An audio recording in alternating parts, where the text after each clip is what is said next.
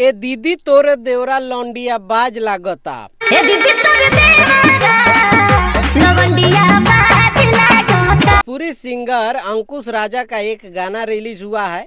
ये गाना जो है होली का गाना है और होली में जिस तरह से आप लोग देख ही रहे होंगे कि अलग अलग सिंगर के अलग अलग गाने आ रहे हैं, तो इनका भी एक गाना आया है जिस गाने का टाइटल है देवरा लौंडिया बाज। अब गाने के टाइटल से ही आपको समझ में आ रहा होगा कि जो देवर होता है वो उसको बताया जा रहा है कि वो लौंडियाबाज है। लौंडियाबाज मतलब कि वो लवंडिया जो है ना बदलता रहता है, ये आज इसको पकड़ा कल उसको परसों उसको, उसको लौंडियाबाज कहते हैं। इससे पहले भी एगो गाना आया था लौंडिया लंदन से लाएंगे, मतलब लड़की लंदन से लाएगा। उसी तरह से ये भी गाना है कि लौंडियाबाज देवरा जो है वो लौंडियाबाज है।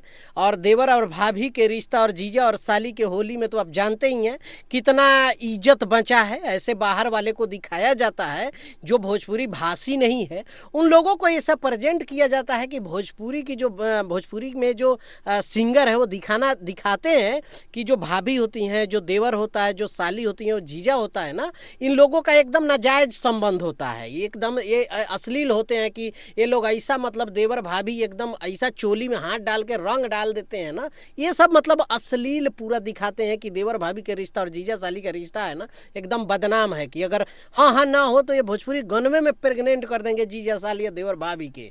क्योंकि आजकल एक गाने की वजह से जो है ना भोजपुरी जो लोगों की जो नज़रिया है देवर भाभी के प्रति, जीजा साली के प्रति, वो नज़रिया गलत हो गया है। वो एक बार सोचना पड़ता है इस रिश्ते को कि ये रिश्ता जो है वो सही है या नहीं, मतलब शक की निगाह से देखते हैं। और इसमें पूरा मसाला जो है ना भोजपुरी सिंगर डालते रहते हैं समय समय पे।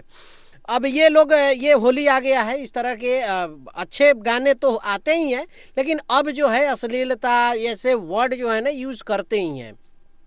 हालांकि अंकुश राजा का अच्छा गाना आता है। ये गाना अब क्या सोच के लोग लिखा है, क्या प्रेजेंट किया है नहीं पता, लेकिन इसमें ऐसा गाने में भी दिखाया गया है कि उनका देवर और भाभी जो है ना वो देवर जो है लौंडियाबाज है, भाभी के पीछे लगा रहता है, ऐसा दिखा रहा है। ये राजा जो है उनके बड़े भाई, उनका ये गाना है अंकुश राजा के नाम से चलता ही है, दोनों भाई के नाम से चलता है। इस गाने को लिखा है बॉस रामपुरी ने, म्यूजिक विकी बॉक्स ने दिया है और ये खुद के चैनल यानी अंकुश राजा ऑफिशियल जो है उसी से ये गाना रिलीज किया गया है।